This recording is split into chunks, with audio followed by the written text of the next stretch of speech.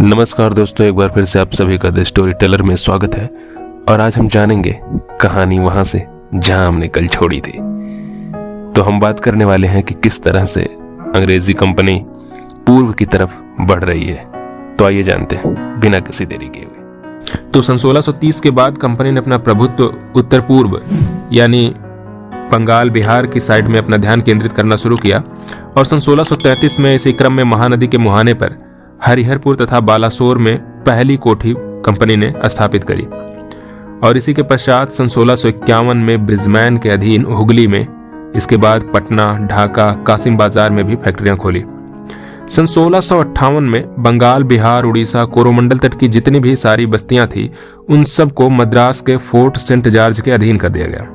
सन 1669 में जब जॉर्ज ऑक्सनडेन का उत्तराधिकारी जेराल्ड ऑन्गियर सूरत का प्रेसिडेंट और बंबई का गवर्नर बनकर आया तो उसने जो संचालक समिति थी यानी कंपनी के जो डायरेक्टर थे उनको एक पत्र लिखा जिसमें उसने कहा था कि अब समय का तकाजा है कि आप अपने हाथों में तलवार लेकर अपने साम्राज्य का व्यापार व सुरक्षा का प्रबंधन करें। 1887 तक इस बात पर संचालक समिति के सदस्यों ने ध्यान नहीं दिया, लेकिन सन 1687 में पहली बार मद्रास के प्रधान को समिति ने पत्र लिखा जिसमें कहा कि आप असैनिक और सैनिक शक्ति का एक ऐसा शासन कायम करें तथा उसकी प्राप्ति के लिए इतनी विशाल आय निकालिए और बनाइए जो सदैव भारत में एक विशाल, सुसंगठित और सुरक्षित अंग्रेजी राज्य की नींव डाल सके। हालांकि कहा जाता है कि इस नीति के लिए जोशुआ चाइल्ड पूर्ण रूप से जिम्मेदार था, लेकिन क्रियान्वित करने का उसे मौका नहीं मिल पाया और ये मौका प्राप्त होता है उसके भाई जॉन चाइल्ड को। इसी आदेश के प्रतिरूप या कह लें कि इसी उत्तर के फलस्वरूप सन 1688 में मुगल बंदरगाहों पर जॉन चाइल्ड ने घेरा डाल दिया। इसके पश्चात औरंगजेब अत्यंत क्रुद्ध होता है और अंग्रेजों को बुरी तरह से उसने पराजित किया और बाद में जॉन चाइल्ड को औरंगजेब से माफी मांगनी पड़ी, साथ ही 1.5 लाख रुपया हर्जाना, साथ ही सभी जहाजों को वापस लौटाना पड़ा। अब अगर थोड़ा बंगाल का रुख करें तो बंगाल में हो क्या रहा था। सन 1651 में जब कंपनी की फैक्ट्री बंगाल में बनी, जिसमें देखा जाए कि पटना में बन चुकी थी, कासिम बाजार में बन चुकी थी, हुगली में बन चुकी थी, इन सब के दौरान सूबेदार था शाह सुजा, उसका एक चिकित्सक था गैब्रियल बंटन, जिसने कहा जाता है कि एक शाही महिला की उसने इलाज किया था और इसके बदले में उसके जरिए कंपनी को एक फरमान प्राप्त होता है जिसमें कहा गया कि 3000 रुपये वार्षिक देकर आप बंगाल, बिहार और उड़ीसा में मुक्त व्यापार कर सकते हैं। सन 1656 में शाह सुजा ने यह बात दोहराई। हालांकि उसके उत्तराधिकारियों से इस बात पर अनबन भी हुई और उत्तराधिकारियों ने उसका इस बात का जमकर विरोध किया।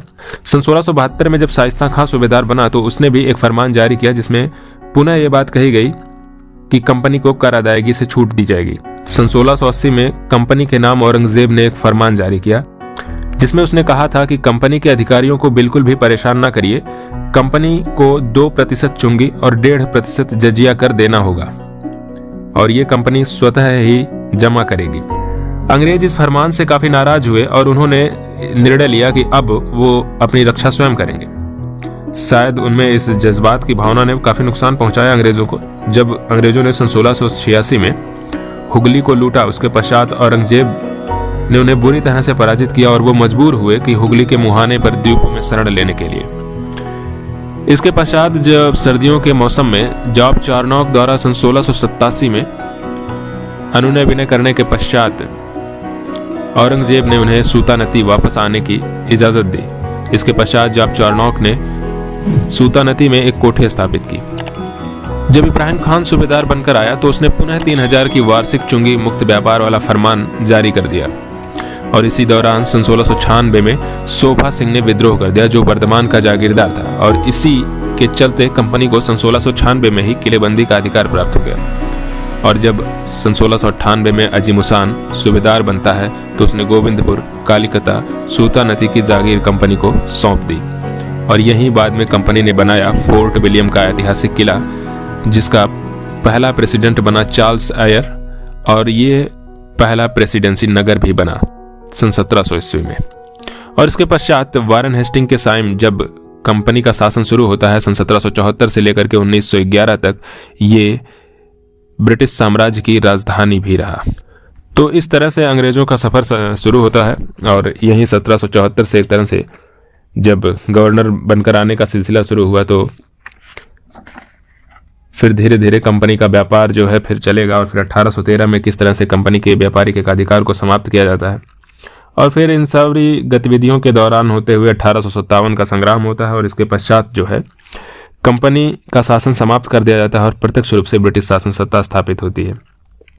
तो जानेंगे हम अगले वीडियो में, और इसी के साथ आपसे विदा लेते हैं। नमस्कार, बने रहिए द स्टोरी टेलर के साथ।